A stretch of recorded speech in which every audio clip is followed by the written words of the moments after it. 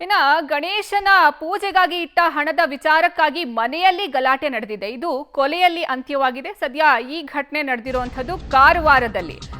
ಅಣ್ಣ ತಮ್ಮಂದಿರ ನಡುವೆ ದುಡ್ಡಿಗಾಗಿ ಗಲಾಟೆ ನಡೆಯುತ್ತೆ. ಇದರಲ್ಲಿ ಓರ್ವನ ಕೊಲೆ ಆಗಿದೆ. ಚಾಕು ಇರಿದು ಸಹೋದರನನ್ನೇ ಸಹೋದರ ಕೊಂದಿದ್ದಾನೆ. ಕಾರವಾರದ ಸಾಯಿಕಟ್ಟ ಬಿಂದು ಮಾಧವ ದೇವಸ್ಥಾನದ ಬಳಿ ಈ ಘಟನೆ ನಡೆದಿದೆ. ಸಂದೇಶ್ ಅನ್ನೋರು ಸದ್ಯ ಕೊಲೆಯಾಗಿದ್ದಾರೆ. ಮನೀಶ್ ಕಿರಣ್ ನನ್ನ ಪೊಲೀಸರು ಬಂಧನಕ್ಕೆ ಒಳಪಡಿಸಿದ್ದಾರೆ. ಮನೆಯಲ್ಲಿ ಗಣೇಶನ ಪೂಜೆಗೆ ಅಂತ ಹಣವನ್ನ ಇಟ್ಟಿರ್ತಾರೆ. ಈ ವಿಚಾರವಾಗಿ ಅಣ್ಣ ತಮ್ಮಂದಿರ ಮಧ್ಯೆ ಗಲಾಟೆ ಶುರುವಾಗುತ್ತೆ. ಇನ್ನು ಅಣ್ಣ ತಮ್ಮರ ನಡುವೆ ಗಲಾಟೆ ವಿಕೋಪಕ್ಕೆ ಹೋಗಿ ಓರ್ವನ ಕೊಲೆಯಲ್ಲಿ ಇದು ಅಂತ್ಯ ಕಂಡಿದೆ. ಚಾಕು ಇರಿದು ಸಹೋದರನನ್ನೇ ಕೊಂದಿದ್ದಾನೆ. ಸದ್ಯ ಕಾರವಾರದ ಸಾಯಿಕಟ್ಟ ಬಿಂದು ಮಾಧವ ದೇವಸ್ಥಾನದ ಬಳಿ ಈ ಘಟನೆ ನಡೆದಿದೆ. ಮನೆಯಲ್ಲಿ ಗಣೇಶನನ್ನ ಕೂರಿಸಿರ್ತಾರೆ. ಗಣೇಶನ ಪೂಜೆಗೆ ಇಟ್ಟ ಹಣದ ವಿಚಾರವಾಗಿ ಅಣ್ಣ ತಮ್ಮಂದಿರ ಮಧ್ಯೆ ಗಲಾಟೆ ಶುರುವಾಗತ್ತೆ. ಈ ಗಲಾಟೆ ವಿಕೋಪಕ್ಕೆ ತಿರುಗಿ ಓರ್ವನ ಕೊಲೆಯಲ್ಲಿ ಅಂತ್ಯ ಕಂಡಿದೆ. ಚಾಕು ಇರಿದು ಸಹೋದರನನ್ನೇ ಕೊಂದಿದ್ದಾನೆ.